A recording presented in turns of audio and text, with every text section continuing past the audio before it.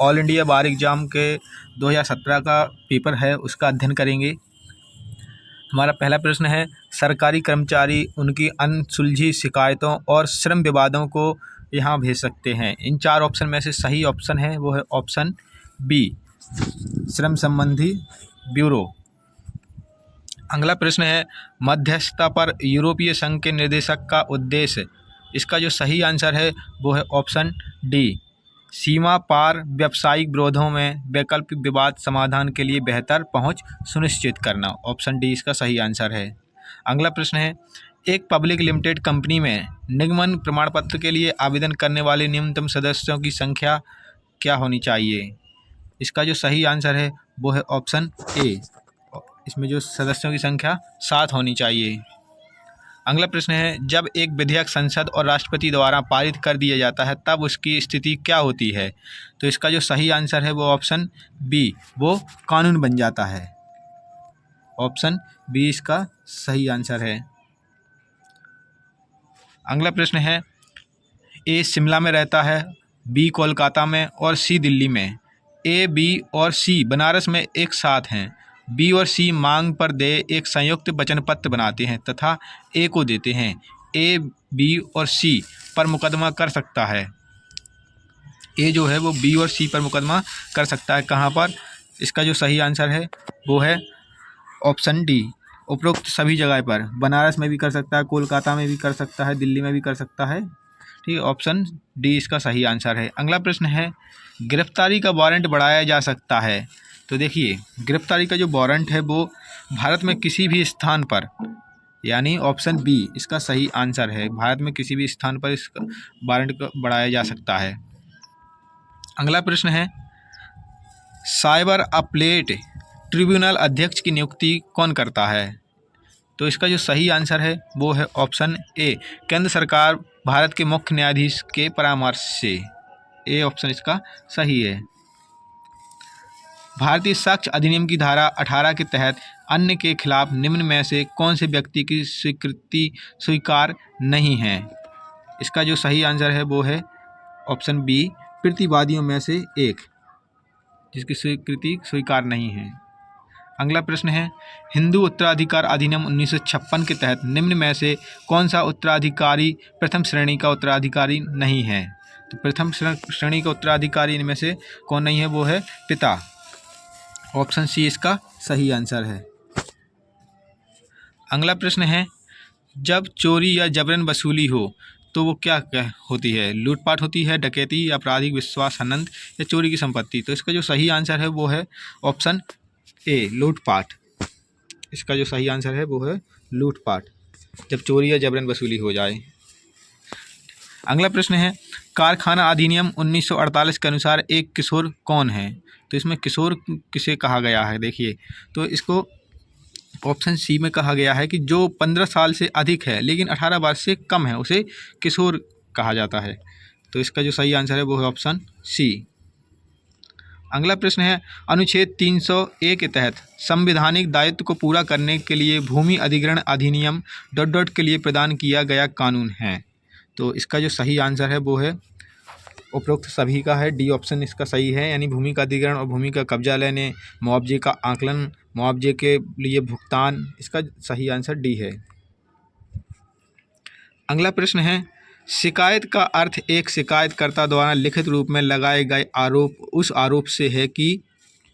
देखिए, इसका जो सही आंसर है वो ऑप्शन डी। इनमें जितने भी ऑप्शन दिए गए वो सभी के सभी सही हैं। एक अनुचित व्यापार व्यवहार या प्रतिबंधात्मक व्यापार व्यवहार किसी भी व्यापारी या सेवा प्रदाता द्वारा किया गया, उसके द्वारा खरीदा माल एक खरीदने की सहमति वाला सम्मान या सेवा। इसकी जो जितने भी चारों के चारों ऑप्शन सही हैं। तो इसका जो सही आंसर है वो ऑप्शन डी।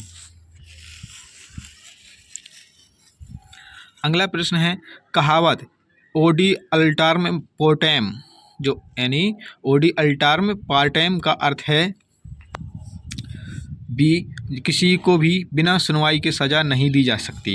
इसका अर्थ होता है किसी को भी बिना सुनवाई के सज़ा नहीं दी जा सकती।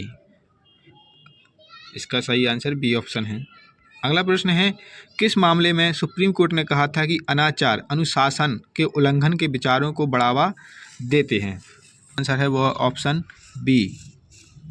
नवरत्न मल चौरसिया बनाम M.R. मुरली इस किसमें कहा गया था कि अनाचार अनुशासन के उल्लंघन के विचारों को बढ़ावा देते हैं। अगला प्रश्न है कॉपीराइट एक्ट के तहत कौन सा अर्थ कलात्मक काम शामिल नहीं है। तो इसका जो सही आंसर है वो ऑप्शन डी, बढ़ई का काम। ये कलात्मक काम शामिल नहीं है। अगला प्रश्न है एक सहकारी समिति के मामले में कितनी अधिकतम राशि पर आयकर प्रभार नहीं है। तो इसका जो सही आंसर है वो है ऑप्शन डी, 0। अगला प्रश्न है एक जमीन बी को ए नाम है, ए नाम का व्यक्ति है, एक जमीन बी को बेचता है। जमीन पर एक अधिकृत अधिकार है जिसका ए को प्रत्यक्ष ज्ञान है पर वह बी से छुपाता है। तो इसमें देखिए बी को अनुबंध रद्द करने का पूरा अधिकार है। इसका जो सही आंसर होगा वो है ऑप्शन बी, ऑप्शन ए इसका सही आंसर है। बी को उसका जो अनुबंध रद्द करने का पूरा अधिकार दिया गया है, इसमें कहा गया है। अगला प्रश्न है गणतंत्र अधिनियम संख्या 6770 के अनुसार लोकपाल के कार्यालय को इनमें से कौन सा अधिकार प्रदान नहीं किया गया है। तो देखिए इसका जो सही आंसर है वो ऑप्शन बी, निवारक उपायों को अपनाने, स्थापित करने तथा लागू करने का अधिकार। ये लोकपाल के कार्यालय को अधिकार प्रदान नहीं किया गया है। ऑप्शन बी इसका सही आंसर है। अगला प्रश्न है अधिकतर यूरोपीय संघ के सदस्य देशों में निम्न में से कौन सा ADR का सबसे प्रत्यक्ष रूप है। तो इसका जो है सही आंसर है वो है ऑप्शन बी, पंच फैसला। अगला प्रश्न है ए एसोसिएशन के ज्ञापन खंड के अधीन नहीं आता है। ए यहाँ है, ए यहाँ पर क्या होगा। तो देखिए ए यहाँ पर निदेशक है। ऑप्शन बी इसका सही आंसर है। अगला प्रश्न है मिंटो मॉर्ले सुधार किस अधिनियम के साथ जुड़ा हुआ है। तो देखिए इसका जो सही आंसर है वो ऑप्शन डी, भारतीय परिषद अधिनियम 1909 के तहत। अगला प्रश्न है एक लिखित बयान में प्रतिवादी दावा कर सकता है या कर सकती है। तो देखिए समाप्त कर सकता है, दूसरा है सीधा विरोध, या ए और बी दोनों। तो इसका जो सही आंसर है वो है ऑप्शन सी, ए और बी दोनों ही। अगला प्रश्न है निम्न में से कौन सी धारा खोज वारंट के साथ संबंधित है। तो इसका जो सही आंसर है वो ऑप्शन ए, धारा 23 है। अगला प्रश्न है पर्यावरण पर अग्रणी मामला कौन सा है। तो वो है MC मेहता बनाम भारत संघ। ये जो केस है ये पर्यावरण पर अग्रणी मामला है। अगला प्रश्न है निम्नलिखित में से कौन सा बयान सही है। तो इनमें से देखिए जो बयान के बारे में पूछा गया है तो वो है ऑप्शन डी, इनमें से किसी भी तरह का कोई भी बयान सही नहीं है। Option D. अगला प्रश्न है सफ़ी जार के पूर्व क्रय अधिकार के आधार पर किस मामले की असंवैधानिक घोषित किया गया है। ऑप्शन ए, भाऊराम बनाम बैजनाथ।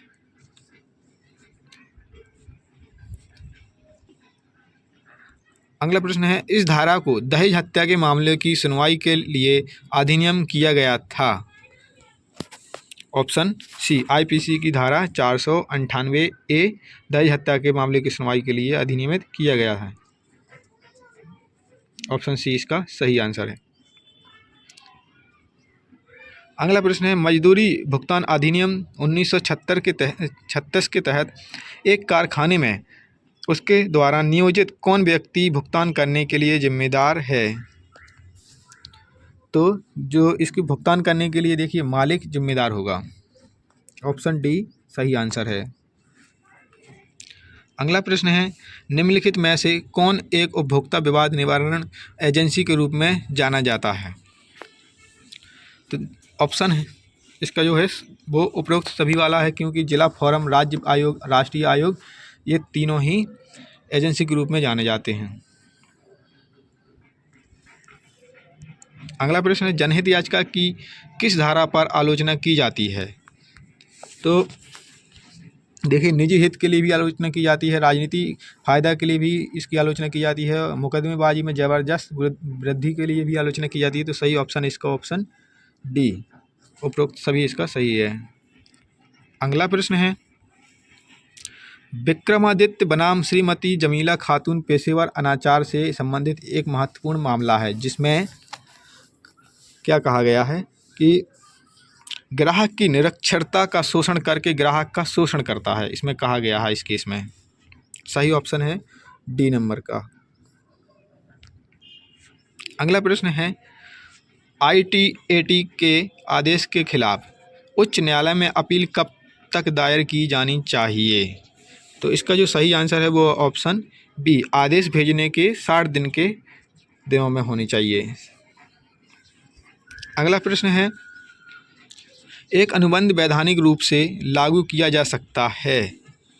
तो इसका जो ऑप्शन है वो है ऑप्शन डी, इनमें से कोई भी नहीं है। जो सही है वो है ऑप्शन डी, उपरोक्त में से कोई नहीं। भारत सरकार के भारत अधिनियम 1935 में कौन से विषय समवर्ती सूची में शामिल हैं? तो देखिए, इसमें समवर्ती सूची में कौन से विषय शामिल हैं उसके बारे में पूछा गया है। तो उपरोक्त सभी यानी विवाद, तलाक और मध्यस्थता, आपराधिक कानून और प्रक्रिया, ये सभी के सभी समवर्ती सूची में शामिल हैं। ऑप्शन डी इसका सही आंसर है। अगला प्रश्न है निम्नलिखित मामलों में से किस में सेट ऑफ का दावा किया जा सकता है? तो इन सभी जो लिखे हुए हैं, जो सभी के सभी ऑप्शन दिए गए हैं, इन ऑप्शन में सबसे सही आंसर है वो है ऑप्शन ए, बी और सी की साझेदारी फार्म का 1000 का ऋणी है, बी की मृत्यु हो जाती है, सी जीवित है, ए सी पर उसके व्यक्तिगत रूप से 1500 के कर्ज के लिए मुकदमा कर देता है, सी 1000 रुपये को ऋण को समाप्त करना चाहते हैं। इसका सही आंसर है ऑप्शन ए। अगला प्रश्न है कौन सा मामला गिरफ्तारी के मामलों में अग्रणी है? तो गिरफ्तारी के मामलों में अग्रणी है वो है ऑप्शन बी, जोगिंदर कुमार बनाम यूपी राज्य। ऑप्शन बी इसका ऑप्शन बी इसका सही है। पश्चिम बंगाल राज्य बनाम डी के बसु। अगला प्रश्न है किसी मामले में पेश किए जा सकने वाले गवाहों की अधिकतम संख्या क्या है? तो इसमें गवाहों की संख्या के बारे में पूछा गया है। तो इसका देखिए, किसी भी केस में गवाहों की संख्या कोई सीमा नहीं है, तो ऑप्शन डी इसका सही है। हिंदू नाबालिग और संरक्षण अधिनियम 1956 के तहत एक गोद लिए गए पुत्र के असली अभिभावक हैं, तो ऑप्शन सी इसका सही आंसर है, दत्तक पिता।